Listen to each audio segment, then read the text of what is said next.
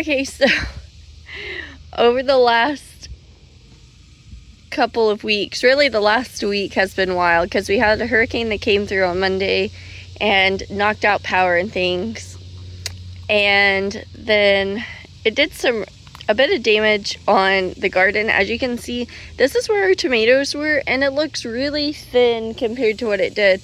So when that storm came, it damaged a lot of the plants. It broke them off, and you can see here kind of how it looked really rough. They had some wind damage, and then also it ripped off some of the branches, so they're pulled down. And then where I had zip tied them onto the trellis, they have broken. So here is a pretty good example of one of the wounds caused from the storm damage. Basically, the hurricane, the winds ripped the plant down like this, and it was blowing against the zip tie, which caused it to get that big wound on it.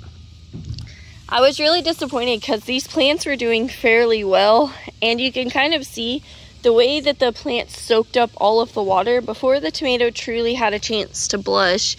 It started rotting, and you can see how it's rotting already, which is really disappointing because these are such nice tomatoes. I thought this is supposed to be a Brandywine, and I thought they were gonna do so well this year.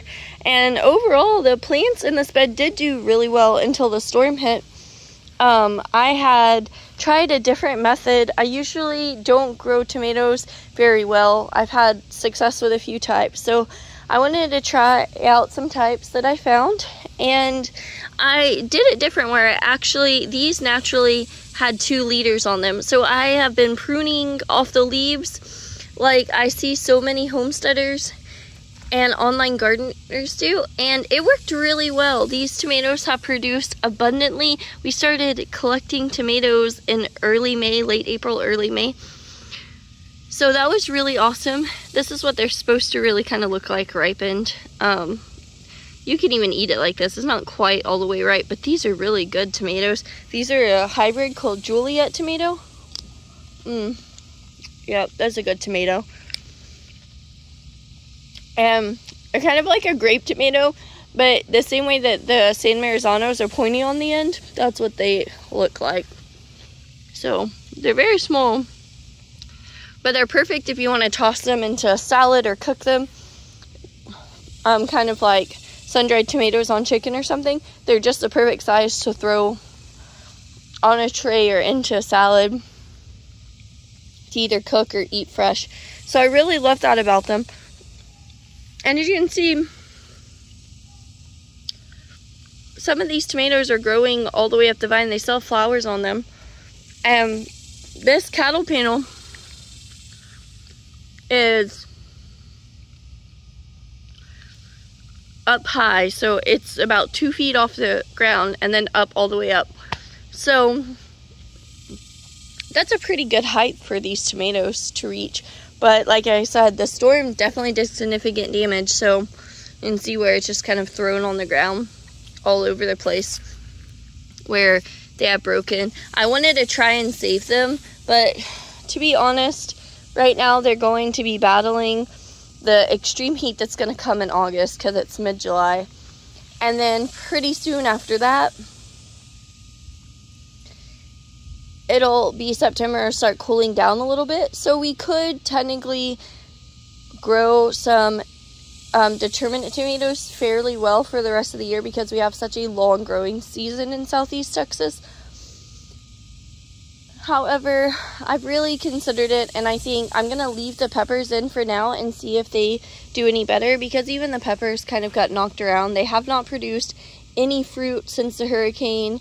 Some of the peppers really got knocked over, and it looked like they were almost uprooted. So these peppers right here, you can see, are falling over, and they just look really rough.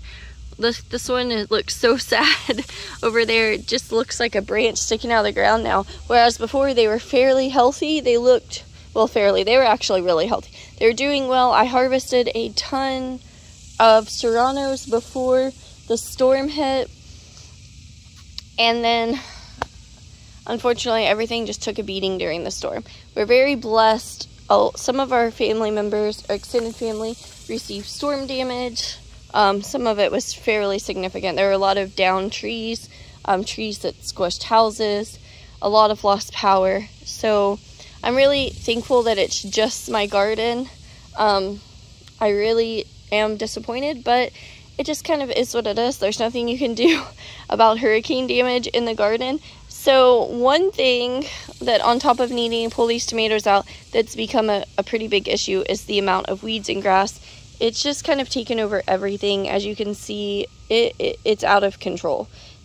There are morning glory vines that have taken over everything, grasses. So what I'm going to do is fence in this area from the cabin all the way to the shed. And if you don't know, a cabin's just a smaller house, basically a tiny house that we have in the garden area. So what I think is I'm going to fence it all in and then let my mom's chickens in here and let them eat everything. Just let them devour everything. It doesn't matter. If they spare the pepper plants, great. If not, you know, it'll make an easy fall planting. So that is my plan. Right now I'm going to go ahead and cut these tomato plants, just completely pull them out. I'll feed the fruit to the chickens. They can have that.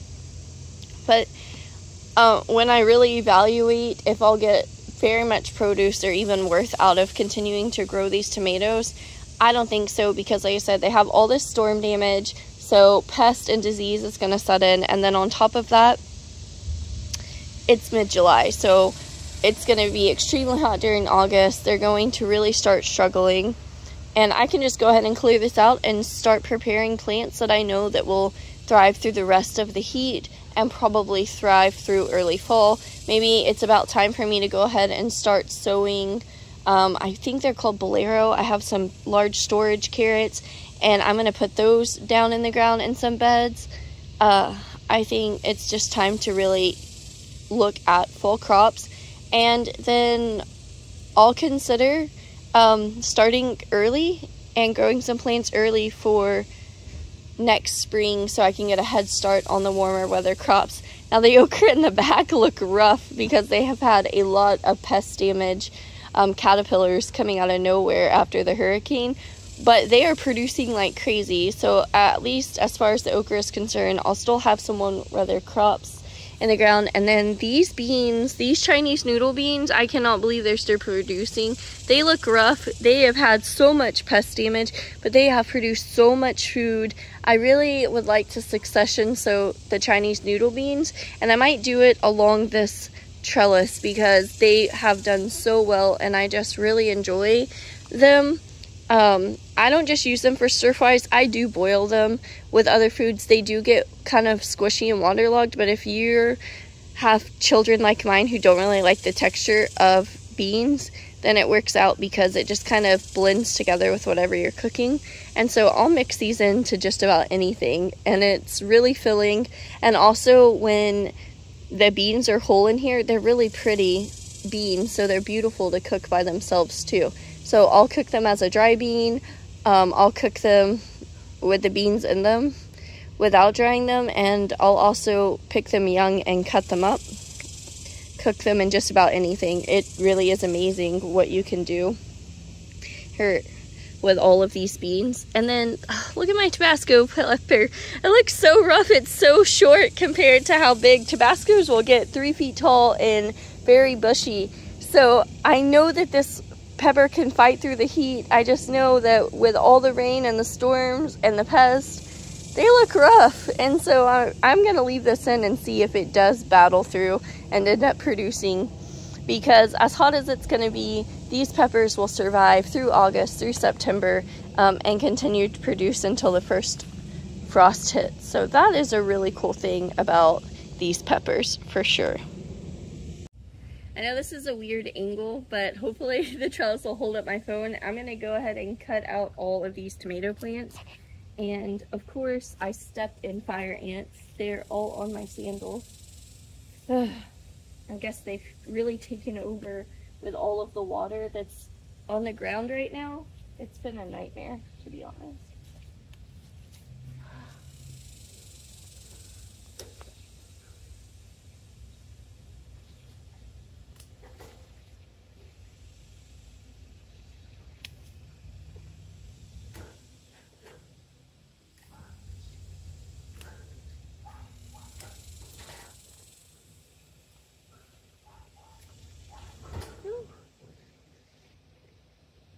is on fire really gently.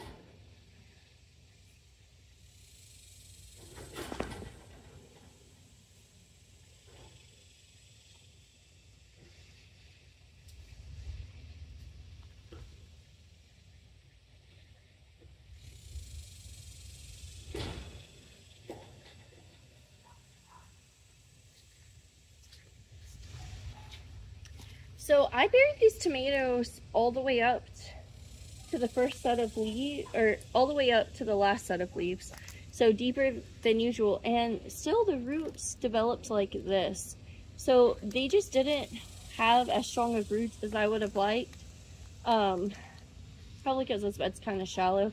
I think I'm going to make deeper beds next time for my tomato plants. But then again, these plants are only a couple months old, so they probably could have continued to establish better roots had they been allowed to grow more, but I still think I want to make deeper gardening beds for my tomatoes in the future. Look at the size of this plant, even after I cut some of it off. It's pretty good size.